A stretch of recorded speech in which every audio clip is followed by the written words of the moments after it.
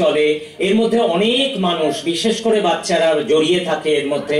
প্রায় 200 জন, আপনারা 3 দিন যা দেখলেন কাজকর্ম, 200-র বেশি বাচ্চা, কিশোর, যুবক এবং বৃদ্ধ, তারা এর মধ্যে জড়িয়েছিলেন।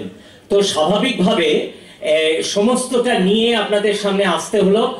আপনারা প্রত্যেকেই ভীষণ রকম ভাবে থাকেন সারা বছর জুড়ে, আবার থাকবেন এবং আমাদেরকে এইভাবেই সহযোগ করবেন। একটা কথা সবসময় বলে রাখি, যে আবৃত্তিটা একদম পিছিয়ে পড়া একটা শিল্প, সেটাকে নিয়ে সেইটার প্রতিষ্ঠা দিতে গিয়েই আমাদের লড়াই। এখনো সেই শিল্পের প্রতিষ্ঠা পেয়েছে বলে আমি মনে করি না, এর এখন অনেক লড়াই বাকি আছে।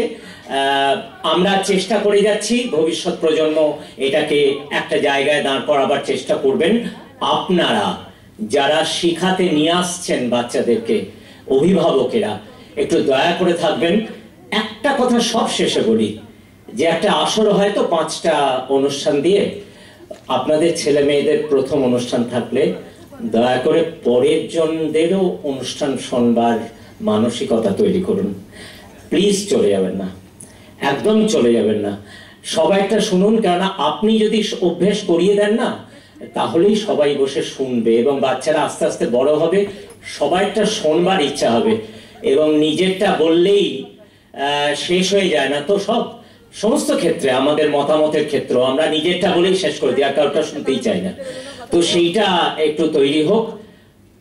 ওই যে বলছিলাম বাণী দেওয়ার কথা, আমার বাণী এখানেই শেষ। ধন্যবাদ, শুভরাত্রি।